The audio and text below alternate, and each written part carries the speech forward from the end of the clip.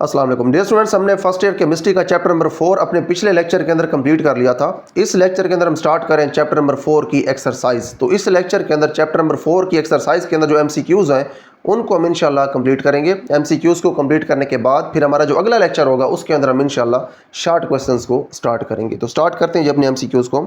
यहाँ पे हमारे पास एक्सरसाइज है, मल्टीपल चॉइस क्वेश्चन है हमारे पास। क्वेश्चन 1 है, 4 choices are given for each question, select the correct choice. आपने करेक्ट चॉइस को यहाँ पे सिलेक्ट करना है।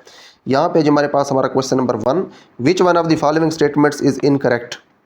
नीचे हमारे पास जो स्टेटमेंट्स हैं इनमें से कौन सी स्टेटमेंट वो कह रहे हैं कि इनकरेक्ट है। ठीक है, 3 जो स्टेटमेंट्स हैं वो दुरुस्त होंगी, एक गलत होगी। जो गलत है हमने वो बतानी है। ठीक है, 1 mole of nitrogen gas contains Avogadro's number of molecules. तो ये बिल्कुल ठीक है। ठीक है, क्योंकि जो नाइट्रोजन गैस है ये मॉलिक्यूल्स की फॉर्म में होती है। ठीक है, N2 इस तरह का इसका एक मॉलिक्यूल होता है। ठीक है जी, तो इसका क्योंकि मॉलिक्यूल होता है और उसके बाद 1 मोल आपके पास जो होगा नाइट्रोजन गैस का उसके अंदर 1 मोल ही मॉलिक्यूल्स होंगे। ठीक है, और 1 मोल जो है उस तादाद को आप कहते हैं एवोगैड्रोज नंबर। ठीक है जी, तो आपके पास जो पहला ऑप्शन है ये ठीक है, ये हमारा जवाब नहीं है। ठीक है, वैसे ही है ठीक है, हमारा जवाब नहीं है, हमारा जवाब जो है वो गलत ऑप्शन होगा। दूसरा ऑप्शन हमारे पास है जी, 1 mole of ozone gas contains Avogadro's number of molecules. तो ऐसा ही है, हमारे पास जो ओजोन गैस है ये मॉलिक्यूल्स की फॉर्म में होती है, इसका मॉलिक्यूल होता है इस तरह का O3। ठीक है, जो आपके पास ओजोन है जिसका मॉलिक्यूल O3 है, जो आपके पास 1 मोल अगर आ जाए इस तरह के मॉलिक्यूल्स तो आपके पास एवोगैड्रोज नंबर ही होंगे ये मॉलिक्यूल्स। ठीक है, क्योंकि जो एवोगैड्रोज नंबर है वो 1 मोल तादाद को जाहिर करता है। ठीक है जी, तो यहाँ पे क्योंकि आपने मॉलिक्यूल्स का कहा है तो ये 1 मोल मॉलिक्यूल के अंदर एवोगैड्रोज नंबर मॉलिक्यूल्स होंगे। ठीक है जी, उसके बाद हमारे पास ये c option, 1 mole of ozone contains Avogadro's number of oxygen atoms. तो हमारा ये ऑप्शन गलत है। ठीक है, ये स्टेटमेंट गलत है, ऑप्शन हमारा यही ठीक है। ठीक है जी, स्टेटमेंट कैसे गलत है आपको अब मैं समझाता हूँ। 1 मोल ऑफ ओजोन कंटेन्स, अब ओजोन का हमारे पास 1 मोल है। ठीक है जी, ओजोन हमारे पास होती है इस फॉर्म के अंदर O3। ठीक है, यानी कि आपके पास जो 1 मॉलिक्यूल है ओजोन का उसके अंदर ऑक्सीजन के 3 एटम्स हैं। तो आपके पास अगर 1 मोल हो ओजोन गैस का तो उसके अंदर टोटल जो एटम्स होंगे वो 3 मोल होंगे, क्योंकि 1 मॉलिक्यूल के अंदर 3 एटम्स हैं। तो अगर आपके पास 1 मोल मॉलिक्यूल्स हों तो उनके अंदर जो एटम्स होंगे वो 3 मोल होंगे। ठीक है, तो इसीलिए यहाँ पे उन्होंने लिखा है 1 mole of ozone contains Avogadro's number of oxygen atoms. तो ये गलत है, क्योंकि हमारे पास जो ऑक्सीजन के एटम्स हैं ओजोन के 1 मोल के अंदर वो 3 मोल है। ठीक है, तो 3 दफ़ा जो है एवोगैड्रोज नंबर है, यानी कि 3 गुना तादाद जो है एवोगैड्रोज नंबर की निस्बत वो हमारे पास होगी ऑक्सीजन के एटम्स की। तो हमारा ये जो ऑप्शन है ये करेक्ट है, क्योंकि ये स्टेटमेंट गलत थी। ठीक है जी, उसके बाद हमारे पास जो डी ऑप्शन है ये भी देख लेते हैं। डी ऑप्शन गलत है, लेकिन जो स्टेटमेंट यहाँ पे बताई गई है वो ठीक है। ठीक है, क्योंकि हमने गलत स्टेटमेंट सेलेक्ट करनी थी इसलिए हमने ऑप्शन सी को सिलेक्ट किया। ये भी आपको मैं बता देता हूँ, 1 mole of hydrogen gas contains Avogadro's number of molecules. तो ये भी बिल्कुल ठीक है। अगर आप 1 मोल ले लें किसी गैस का तो उसके जो मॉलिक्यूल्स होंगे उसके अंदर वो एवोगैड्रोज नंबर ही होंगे, क्योंकि एवोगैड्रोज नंबर जो है 1 मोल पार्टिकल्स को जाहिर करता है। उसके बाद नेक्स्ट है हमारे पास हमारा second question, which one of the following has greatest mass. अब नीचे आपके पास 4 ऑप्शंस हैं, वो ये पूछ रहे हैं कि दर्ज झैल में से सबसे ज़्यादा मैस किसका है। तो हम कैलकुलेट कर लेते हैं। यहाँ पे हमारे पास जो नाइट्रोजन है इसका जो मोलर मैस है हम देख लेते हैं कितना है। जो आपके पास नाइट्रोजन है उसका एक एटम का जो मैस है वो 14 होता है। यहाँ पे 2 एटम है मॉलिक्यूल के अंदर, तो 14 + 14 जो है ये हो जाएगा 28। ठीक है जी, टोटल N2 का जो मोलर मैस है वो 28 ग्राम है, लेकिन हमारे पास यहाँ पे 1 मोल तो नहीं है ना इसका, यहाँ पे इसका आधा मोल है। तो 28 क्योंकि 1 मोल का मैस है तो इससे हाफ जो बनता है वो 14 है। ठीक है जी, तो आपके पास यहाँ पे जो 0.5 मोल ऑफ नाइट्रोजन इसका जो मैस अब बनता है वो 14 ग्राम है। ठीक है जी, तो ये हमारे पास मैस हो गया इसका 14 ग्राम, यहाँ पे हम लिख लेते हैं। उसके बाद हमारे पास है जी आधा मोल NH3 का। तो N का मैस हम जानते हैं 14 होता है, H का मैस जो है ये 1 है, लेकिन यहाँ पे हाइड्रोजन के 3 एटम्स हैं तो 3 ग्राम जो मैस है वो हाइड्रोजन की तरफ से आएगा, 14 ग्राम आएगा नाइट्रोजन की तरफ से। तो टोटल हमारे पास जो मैस है वो यहाँ पे बन जाएगा 17। तो यहाँ पे क्योंकि आधा मोल है लेकिन जो 17 है वो तो पूरे 1 मोल का मैस है, तो आधे मोल का जो मैस है वो 17 का हाफ बनेगा, यानी कि 17/2। ठीक है जी, तो 17/2 जो है ये तकरीबन 8.5 बनता है। ठीक है जी, 8.5। तो 8.5 ग्राम जो है वो यहाँ पे मैस है, यहाँ पे 14 है, यहाँ पे था 8.5 ग्राम। उसके बाद हमारे पास है जी हीलियम। अब जो हीलियम का 1 मोल है उसका मैस हम जानते हैं 4 ग्राम होता है, लेकिन यहाँ पे क्योंकि आधा मोल है तो 4 का हाफ यहाँ पे मैस बनेगा, 2 ग्राम मैस यहाँ पे होगा हीलियम का। ठीक है जी, उसके बाद हमारे पास है जी कार्बन डाइऑक्साइड। कार्बन का जो मैस है डी ऑप्शन के अंदर, कार्बन का मैस होता है 12, ऑक्सीजन का मैस होता है 16। ऑक्सीजन के हैं 2 एटम्स तो 16 और 16 हो जाएगा हमारे पास 32। और यहाँ पे क्योंकि कार्बन का मैस 12 है तो 32 + 12 44, 44 एक मोल का मैस है, लेकिन यहाँ पे क्योंकि आधा मोल है तो 44 का आधा ये बनता है 22, ठीक है जी। तो यहाँ पे 22 हमारे पास जो है वो मैस आ गया। अच्छा, उसके बाद हमारे पास अब जो करेक्ट ऑप्शन बनता है वो हमने अब देखना है। अब जो करेक्ट ऑप्शन हमारे पास है वो इस तरह से होना है कि जिसके अंदर मैस सबसे ज़्यादा है, ठीक है जी। पहला जो ऑप्शन है उसमें मैस है 14 ग्राम, बी ऑप्शन के अंदर मैस है 8.5 ग्राम, सी ऑप्शन के अंदर मैस है 2 ग्राम, डी ऑप्शन के अंदर मैस है 22 ग्राम। तो सबसे ज़्यादा मैस जो है वो डी ऑप्शन के अंदर है, तो हमारा जो डी ऑप्शन है ये करेक्ट है, ठीक है जी। उसके बाद नेक्स्ट हमारे पास है जी थर्ड क्वेश्चन, इसको हम देखते हैं। विच one of the following gases will have greatest volume at STP. हमसे अब ये पूछा जा रहा है कि नीचे हमारे पास कुछ गैसेस मौजूद हैं, वो कह रहे हैं कि कौन सी गैस जो है ऐसी गैस है जिसका स्टैंडर्ड टेम्परेचर प्रेशर के ऊपर जो वॉल्यूम है वो सबसे ज़्यादा हो, ग्रेटेस्ट हो। तो आइए इसको हम देखते हैं। अच्छा देखें, जो वॉल्यूम होता है गैसेस का ये डिपेंड करता है इनके नंबर ऑफ मोल्स के ऊपर, ठीक है। अगर आपके पास कोई भी आइडियल गैस है उसका अगर आपके पास 1 मोल है तो उसका जो वॉल्यूम है वो फिक्स होगा 22.4 डीएम क्यूब, ठीक है जी। तो आपके पास जो भी गैस हो उसका अगर 1 मोल होगा तो उसका वॉल्यूम सेम आएगा तमाम गैसेस का, ठीक है। अगर आपके पास 4 गैसेस हैं, यहाँ पे फॉर एग्जांपल हमारे पास 4 गैसेस हैं, ठीक है। अगर इन 4 गैसेस के हमारे पास सेम मोल्स की तादाद हो तो चारों का वॉल्यूम होगा सेम। तो यहाँ पे फ़र्क ये होगा कि मोल्स इनके डिफरेंट होंगे, ठीक है। तो हमने अब यहाँ पे ये देखना है कि जिसके सबसे ज़्यादा मोल्स हैं उसका वॉल्यूम सबसे ज़्यादा होगा, ठीक है जी। तो यहाँ पे आपके पास जो ऑप्शन ए है इसको देखें। जो कार्बन डाइऑक्साइड है इसका हम पहले देख चुके हैं, जो मोलर मैस है वो 44 है। 44 की बजाय यहाँ पे वो कितना ले रहे हैं, 22 ग्राम ले रहे हैं। तो इसका मतलब ये क्योंकि आधा इसका मैस ले रहे हैं तो यहाँ पे इसके जो मोल्स है वो 0.5 है, ठीक है जी। तो इसका जो वॉल्यूम होगा 22.4 का आधा होगा, ठीक है, यानी कि 11.2 डीएम क्यूब जो है इसका वॉल्यूम होगा। उसके बाद आपके पास है जी बी ऑप्शन। इसके अंदर आपके पास जो है ये है N2O। जो N है एक एटम का जो मैस है वो होता है 14, 2 का हो जाएगा 28, और उसके बाद जो आपके पास ऑक्सीजन है इसका मैस होता है 16, 28, और उसके बाद अगर आप ऐड करें इसके अंदर 16 को तो ये आपके पास बनता है 44, ठीक है। यहाँ पे इसका मैस 44 है, मोलर मैस इसका आ गया 44, यानी कि 1 मोल का जो मैस है वो बन गया 44। लेकिन यहाँ पे उन्होंने हमें जो मैस दिया हुआ है वो 88 है, यानी कि इसके यहाँ पे 2 मोल्स मौजूद हैं, ठीक है। तो यहाँ पे आप लिख दें कि इसके जो मोल है वो 2 है, ठीक है। यहाँ पे आपके पास कार्बन का जो मैस है वो होता है 12, ऑक्सीजन का होता है 16, तो दोनों को आप ऐड करेंगे तो 28 ग्राम बनता है, ठीक है। मोलर मैस इसका 28 है, उन्होंने भी हमें जो इसका मैस दिया वो 28 है, यानी कि इसका सिर्फ 1 मोल यहाँ पे मौजूद है कार्बन मोनोऑक्साइड का, ठीक है। तो इसका 1 मोल है। उसके बाद आपके पास जो है N2, एक N का जो मैस है वो 14 होता है, 2 का मैस जो है वो 28 होता है, तो इसका भी 1 मोल का यहाँ पे मैस मौजूद है, तो इसका 1 मोल है। अब यहाँ पे ये देखें कि सबसे ज़्यादा मोल्स किस गैस के हैं। कार्बन डाइऑक्साइड का आधा मोल है, N2O का यहाँ पे जो मोल्स हैं या इसके जो मोल्स की तादाद है वो 2 है, ठीक है। कार्बन मोनोऑक्साइड का सिर्फ 1 मोल है, और जो आपके पास डी ऑप्शन के अंदर है नाइट्रोजन, इसका भी सिर्फ 1 ही मोल है। तो सबसे ज़्यादा मोल्स जो हैं वो इस गैस के हैं जो कि ऑप्शन बी के अंदर मौजूद है, ठीक है जी, N2O के क्योंकि सबसे ज़्यादा मोल्स हैं। मैं आपको क्योंकि शुरू में बता चुका हूँ कि जो वॉल्यूम है गैसेस का ये इनके मोल्स की तादाद के ऊपर डिपेंड करता है, ठीक है। जितने ज़्यादा इनके अंदर पार्टिकल्स होंगे, यानी कि जितने ज़्यादा मोल्स होंगे इनके उतना ज़्यादा वॉल्यूम होगा। तो क्योंकि सबसे ज़्यादा मोल्स 2 मोल्स N2O के पास हैं तो इसीलिए इसका वॉल्यूम सबसे ज़्यादा है। तो हमारे पास जो करेक्ट ऑप्शन है वो ऑप्शन बी है। उसके बाद नेक्स्ट है हमारे पास क्वेश्चन 4, इसको हम देखते हैं। Which of the following contains same number of particles as present in 12 gram of carbon. हमसे ये पूछ रहे हैं कि नीचे हमारे पास कुछ ऑप्शंस हैं, आपने अब ये बताना है कि इनमें से किसके अंदर सेम नंबर ऑफ पार्टिकल्स हैं जितने पार्टिकल्स कार्बन के 12 ग्राम के अंदर मौजूद होते हैं, ठीक है जी। तो कार्बन के 12 ग्राम का मतलब ये है कि कार्बन का ये मोलर मैस है, ठीक है। हम जानते हैं कि कार्बन का जो मोलर मैस है वो 12 ग्राम है, यानी कि कार्बन के 12 ग्राम के अंदर 1 मोल एटम्स होते हैं, ठीक है। तो हमने अब ये बताना है कि हमारे पास ये जो चारों ऑप्शंस हैं इनमें से कौन सा ऑप्शन है जिसके अंदर 1 मोल पार्टिकल बनते हैं, ठीक है। दोबारा इसको मैं रिपीट कर देता हूँ। हमसे उन्होंने ये पूछा है which of the following contains same number of particles as present in 12 gram of carbon. तो वो हमसे ये पूछ रहे हैं कि जितने पार्टिकल्स 12 ग्राम ऑफ कार्बन के अंदर होते हैं दर्ज झैल में से किसके अंदर उतने पार्टिकल्स मौजूद हैं, ठीक है। पहले तो हमें ये पता होना चाहिए ना कि कार्बन के जो 12 ग्राम है इनके अंदर पार्टिकल्स होते कितने हैं। अब कार्बन का हम जानते हैं मोलर मैस ही 12 ग्राम है, यानी कि जो कार्बन के 12 ग्राम है इनका मतलब यह है कि 1 मोल कार्बन के एटम्स हैं, ठीक है। तो हमने ये देखना है कि दर्ज झैल में से 1 मोल पार्टिकल्स किसके अंदर मौजूद है, ठीक है जी। तो हमारे पास यहाँ पे 28 ग्राम ऑफ आयरन है, ठीक है जी। जो आयरन है इसका जो एटॉमिक मास है वो तो 56 है, यानी कि यहाँ पे आयरन के जो मोल्स बनेंगे वो आधे बनेंगे, ठीक है। तो हमारे पास ये भी ऑप्शन गलत हो गया। उसके बाद नेक्स्ट हमारे पास है 48 ग्राम ऑफ मैग्नीशियम, लेकिन हमारे पास जो मैग्नीशियम है उसका एटॉमिक मास वो बता रहे हैं 24 है, लेकिन यहाँ पे तो डबल दिया हुआ है मास 24 से, इसका मतलब यहाँ पे मैग्नीशियम के 2 मोल्स हैं, तो ये भी हमारा जवाब नहीं है। उसके बाद नेक्स्ट हमारे पास है जो ऑप्शन सी, इसको हम देखते हैं। ऑप्शन सी हमारे पास है 32 ग्राम ऑफ एस8 मॉलिक्यूल्स।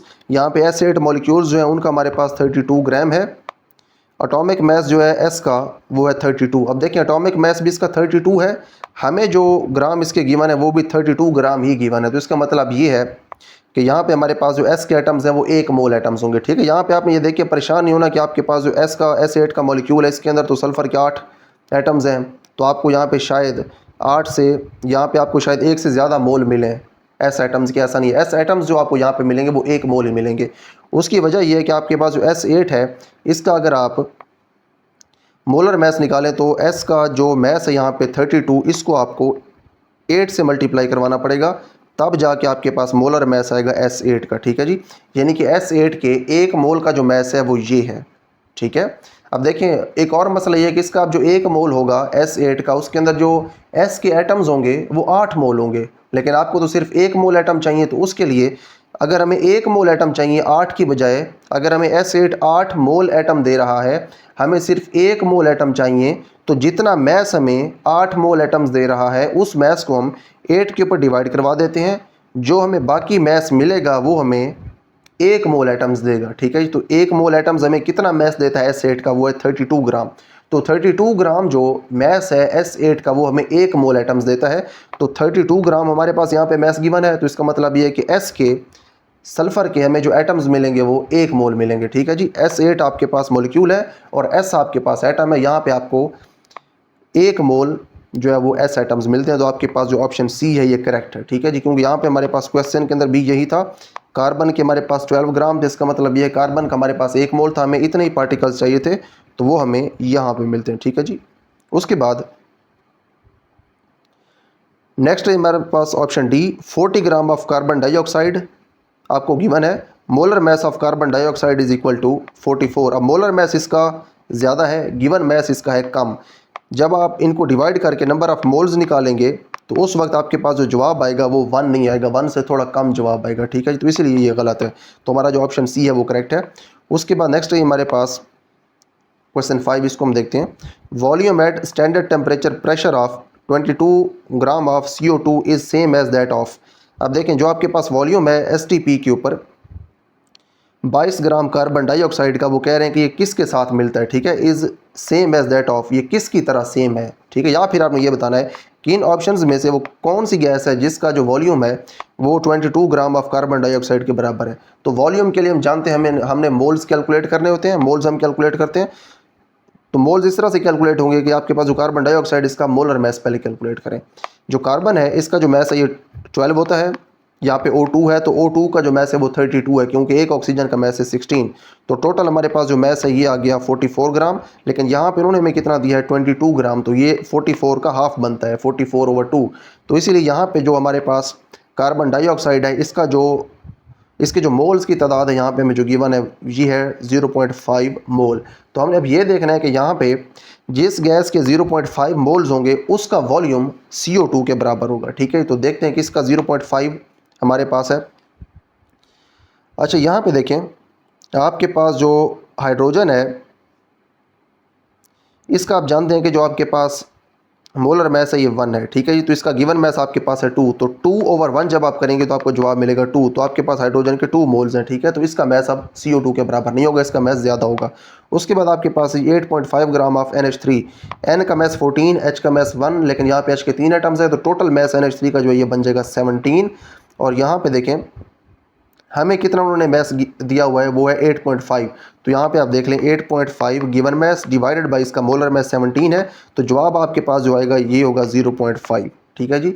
तो 0.5 मोल आपको गिवन है NH3 के। तो यहाँ पे आप ये बता सकते हैं कि जो आपके पास ऑप्शन बी के अंदर 8.5 ग्राम ऑफ NH3 है, इसका जो वॉल्यूम है ये 22 ग्राम ऑफ कार्बन डाइऑक्साइड के बराबर होगा, क्योंकि हम जानते हैं कि जब मोल्स सेम होते हैं दो डिफरेंट गैसेस के तो उनका जो वॉल्यूम है वो भी सेम होते हैं। तो ऑप्शन बी जो है ये करेक्ट है।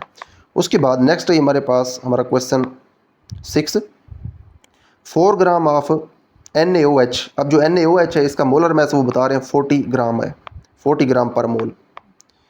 Contains same number of sodium ions as are present in. अब ये कह रहे हैं कि आपके पास अगर NaOH के 4 ग्राम मौजूद हों तो इसके अंदर जो सोडियम आइंस की तादाद होगी दर्ज झैल में से वो किसके बराबर है, ठीक है जी।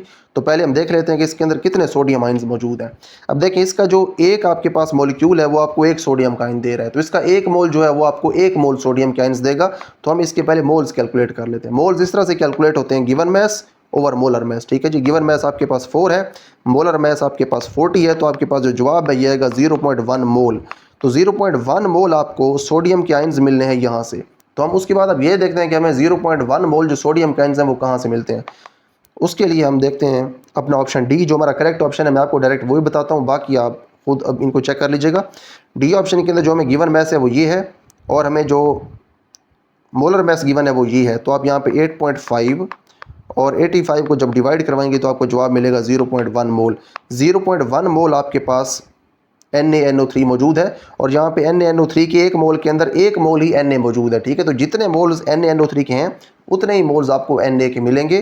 तो यहाँ पे आपको 0.5 मोल्स मिलेंगे, 0.1 आपको मोल्स मिलेंगे Na के, ठीक है जी, सोडियम के। क्योंकि हमने यहाँ पे जब ये किया 8.5 ओवर 85 तो आपको जवाब मिला वो 0.1 जवाब है, ठीक है जी। तो 0.1 मोल आपको यहाँ पे मिलेंगे सोडियम के, तो यही जवाब ठीक है।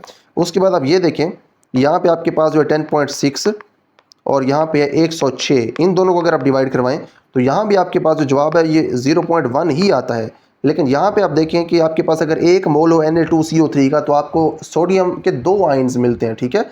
तो फिर 2 मोल आपको मिलते हैं सोडियम आयंस की, यहाँ पे N2 लिखा हुआ है, ठीक है जी। N2 की वजह से आपको यहाँ पे सोडियम आयंस डबल मिलते हैं।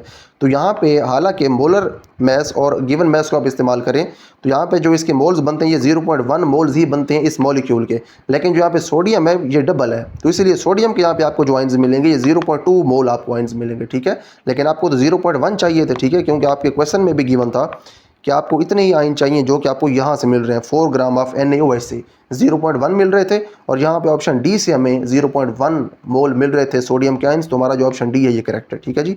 उसके बाद नेक्स्ट हमारे पास है जी क्वेश्चन 7, इसको हम देखते हैं।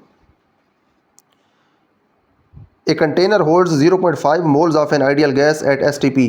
आप कह रहे हैं कि एक कंटेनर है उसके अंदर एक आइडियल गैस STP के ऊपर मौजूद है और उसके अंदर 0.5 मोल्स है, आधा मोल है, ठीक है।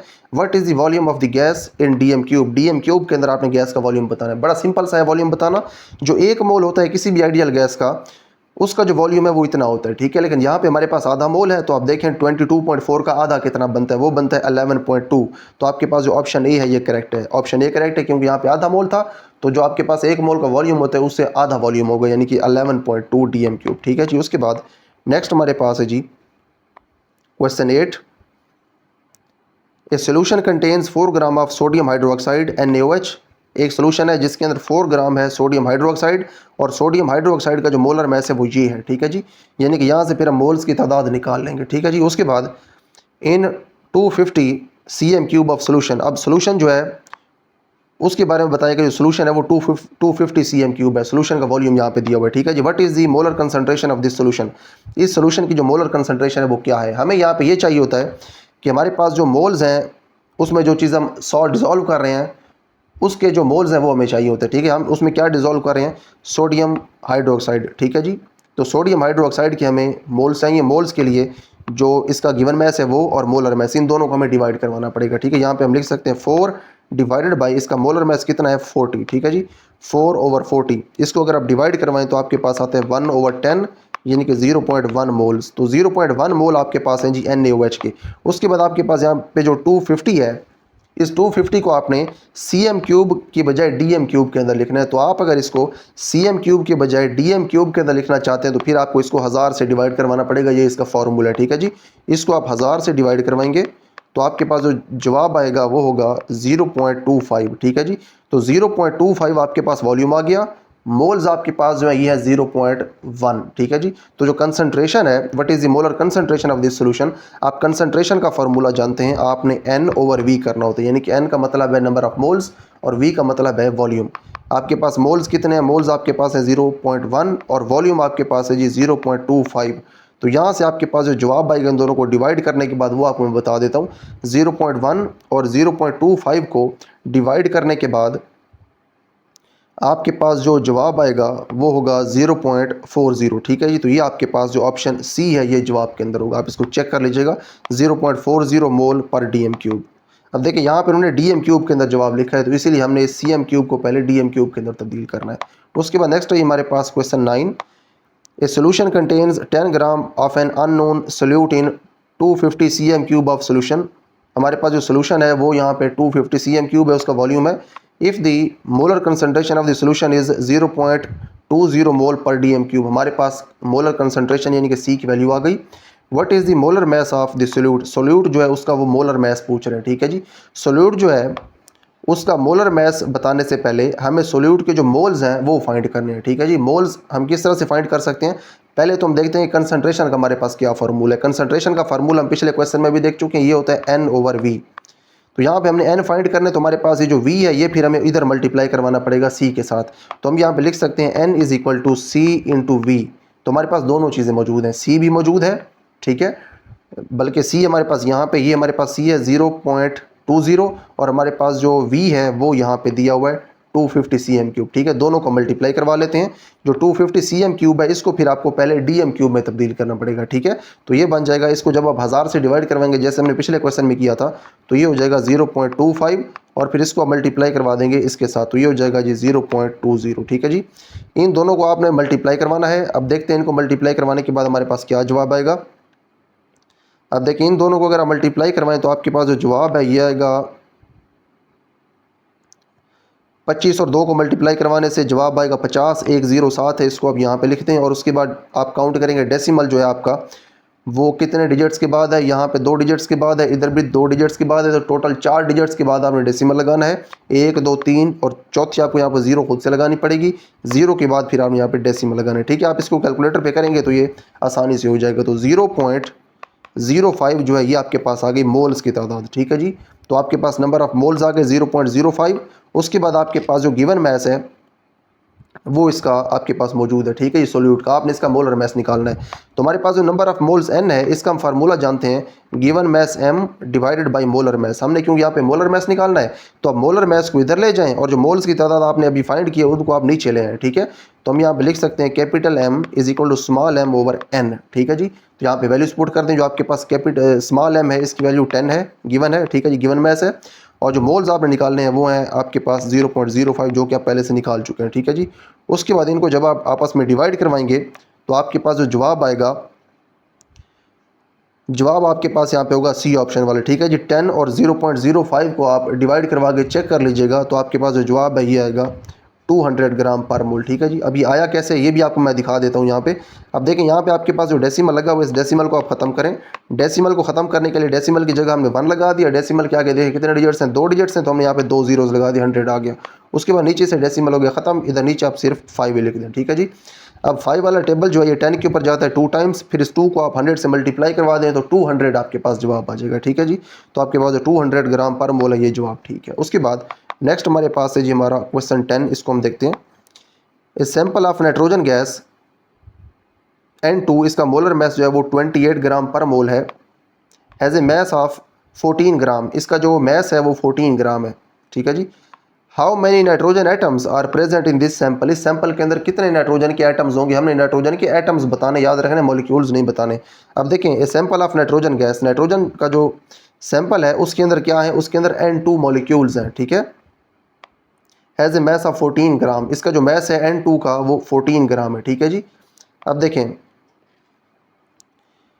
आपके पास जो नाइट्रोजन गैस है उसका एक सैंपल है, उसका जो मैस है वो है 14 ग्राम। आपके पास जो N2 है इसका मोलर मैस है 28 ग्राम। इसका मतलब ये है कि जो एक मोल है N2 का उसका मैस आपके पास है जी 28 ग्राम, लेकिन आपको तो उससे आधा मैस दिया हुआ है, तो इसका मतलब है आपके पास N2 का आधा मोल है, ठीक है जी। आपके पास है जी 0.5 मोल ऑफ N2 आधा मोल है N2 का, लेकिन आपसे उन्होंने मॉलिक्यूल्स नहीं पूछे, ये मॉलिक्यूल्स हैं आधा मोल, आपसे उन्होंने एटम पूछे हैं। एक मॉलिक्यूल के अंदर क्योंकि 2 एटम है तो आपके पास आधा मोल है, इसको डबल करें आधे मोल को तो 1 मोल एटम्स हैं हाफ मोल मॉलिक्यूल्स के अंदर, ठीक है। तो आपके पास जो एटम्स हैं वो 1 मोल हैं, ठीक है जी। How many nitrogen atoms are present in this sample, इस सैंपल के अंदर कितने एटम्स हैं, तो एटम्स 1 मोल हैं। 1 मोल कितना होता है हम जानते हैं, 1 मोल जो है हमारे पास वो होता है जी 6.02 इंटू 10⁻⁻23, ठीक है। ये आपके पास इतने एटम्स यहाँ पे आ गए। तो आपके पास जो क्वेश्चन 10 है ये भी कंप्लीट हो गया। उसके बाद नेक्स्ट है हमारे पास हमारा question 11। A gas has density of 1.43 ग्राम पर dm³ at STP, हमारे पास एक गैस की डेंसिटी आ गई। उसके बाद what is the molar mass of the gas, अब जो हमारे पास गैस है उसका हमने मोलर मैस बताना है, ठीक है जी। Molar mass at STP, molar volume, अब देखें जो मोलर वॉल्यूम होता है STP के ऊपर वो उन्होंने हमें बता दिया कि मोलर वॉल्यूम जो है ये इतना होता है, ठीक है जी। मोलर वॉल्यूम ये हम वैसे खुद भी जानते हैं कि हमारे पास जो आइडियल गैस है STP के ऊपर उसका जो मोलर वॉल्यूम है यानी कि उसके 1 मोल का जो वॉल्यूम है वो इतना है, ठीक है जी। तो हमारे पास हमारा मोलर वॉल्यूम आ गया और हमारे पास डेंसिटी आ गई, ठीक है जी। हमने अब इसका मोलर मैस बताना है, ठीक है जी। तो बड़ा आसान है ये बताना। अब देखें जो आपके पास डेंसिटी है उसका जो फार्मूला है ये हम जानते हैं। अब देखें जो आपके पास डेंसिटी D है ये बराबर होती है मैस ओवर वॉल्यूम के, ठीक है जी, मैस ओवर वॉल्यूम। अब यहाँ पे मैस वो कितना कह रहे हैं, वो कह रहे हैं मोलर मैस इसका, यानी कि इसका 1 मोल है उसका हमने मैस बताना है, यानी कि इसका जो 1 मोल है हमें कैसे पता चलेगा इसका 1 मोल है, क्योंकि उन्होंने हमें इसका मोलर वॉल्यूम बता दिया, हमने इस वॉल्यूम को इस्तेमाल करना है। हमने क्योंकि इस वॉल्यूम को इस्तेमाल करना है तो ये बात क्लियर हो गई कि 1 ही मोल है, ठीक है जी, हमारी गैस का जो कि हमने जिसका वॉल्यूम ले रहे हैं। हम क्योंकि 1 मोल गैस का कंसिडर कर रहे हैं तो उसका हमारे पास यही वॉल्यूम होगा जो कि हम यहाँ पे इस्तेमाल कर लेंगे। हमारा जो मोलर मैस है वो हमने ऊपर लिख दिया कैपिटल M और हमारे पास जो डेंसिटी D है वो हमें यहाँ पे ये गिवन है, ठीक है। तो ये डेंसिटी है, तो हमने अगर मोलर मैस यहाँ से फाइंड करें तो सिंपली हम M को वहीं पर रहने देते हैं, V को इधर ले जाके मल्टीप्लाई करवा देते हैं, तो ये हो जाएगा V मल्टीप्लाइड बाई D, ठीक है जी। तो V जो है हमारे पास मोलर वॉल्यूम वो हमें यहाँ पे गिवन है 22.4, ये हम वैसे भी जानते हैं। यहाँ पे हम 22.4 पुट कर देंगे और जो D डेंसिटी है वो हमें यहाँ पे गिवन है, ठीक है जी। तो 22.4 और जो डेंसिटी D है इन दोनों को मल्टीप्लाई करवा देंगे तो जो हमारे पास जवाब होगा वो हम यहाँ पे इसको टिक कर देंगे। तो हमारे पास जो क्वेश्चन 11 है इसका हमारे पास जो C ऑप्शन है ये करेक्ट है, ठीक है जी। तो आप इन दोनों को मल्टीप्लाई करवा के देख लीजिएगा डेंसिटी और वॉल्यूम को, आपके पास जो मोलर मैस है वो आ जाएगा आपके पास 32। अब देखिए मैं आपको दोबारा रीज़न बता देता हूँ कि हमने यहाँ पे मोलर मैस जो है वो क्यों इस्तेमाल किया है अपनी डेंसिटी के फार्मूला के अंदर। वैसे तो देखें जो डेंसिटी होती है उसका ये फार्मूला होता है कि आपने सिंपली मैस लेना है और वॉल्यूम लेना है, ठीक है। लेकिन यहाँ पे क्योंकि वो मोलर मैस पूछ रहे हैं और उन्होंने हमें 1 मोल का ही वॉल्यूम बताया है, मोलर वॉल्यूम ही बताया है, तो यहाँ पे ऑटोमेटिकली हम मोलर मैस और मोलर वॉल्यूम पुट कर सकते हैं डेंसिटी के लिए, ठीक है। उसके बाद नेक्स्ट है हमारे पास हमारा क्वेश्चन 12, इसको हम देखते हैं। A gas has a density of 1.96 gram पर dm³ एट STP, STP के ऊपर हमारे पास एक जो गैस है उसकी जो डेंसिटी है वो 1.96 ग्राम पर dm³ है। What is its molecular mass, इसका जो मॉलिक्यूलर मैस है क्या है, अगेन हमने वही काम करना है। हमारे पास मोलर वॉल्यूम जो है इसके 1 मोल का जो वॉल्यूम है वो उन्होंने हमें दे दिया है 22.4 dm³। हम वैसे भी जानते हैं कि STP के ऊपर जो गैसेज होती हैं उनका जो 1 मोल का वॉल्यूम होता है वो इतना ही होता है। अब अगेन हमने वही काम करना है जो हम पिछले क्वेश्चन में कर चुके हैं। हम जानते हैं कि हमारे पास जो डेंसिटी है ये बराबर होती है molar mess over molar volume. हमने क्योंकि इसका मोलर मैस बताना है, मॉलिक्यूलर मैस बताना है, तो उसके लिए जो V है ये आपको उधर जाके मल्टीप्लाई करवाना पड़ेगा। तो जो M है ये बराबर आ जाएगा D मल्टीप्लाइड बाई V, ठीक है जी। तो D आपके पास क्या है 1.96, वो आप यहाँ पे लिख देंगे और उसके बाद आपके पास जो V है ये क्या है वो यहाँ पे गिवन है, वो आपके पास है 22.4। इन दोनों को जब आप मल्टीप्लाई करवाएंगे तो आपके पास जो जवाब है ये आएगा 44.0 ग्राम पर मोल। इसको खुद आप चेक कर लीजिएगा। तो यहाँ पे हमारे पास हमारे जो 12 MCQs हैं हमने ये सारे MCQs यहाँ पे कवर कर लिए हैं। इन MCQs के अंदर हमने अपने चैप्टर के अंदर जो कंसेप्ट सीखे थे वो हमने सारे इस्तेमाल किए और इन MCQs को हमने यहाँ पे कंप्लीट कर दिया। उसके बाद नेक्स्ट है हमारे पास हमारे शॉर्ट क्वेश्चंस, इनको फिर हमारा जो नेक्स्ट लेक्चर होगा उस लेक्चर के अंदर इंशाल्लाह हम कंप्लीट करेंगे।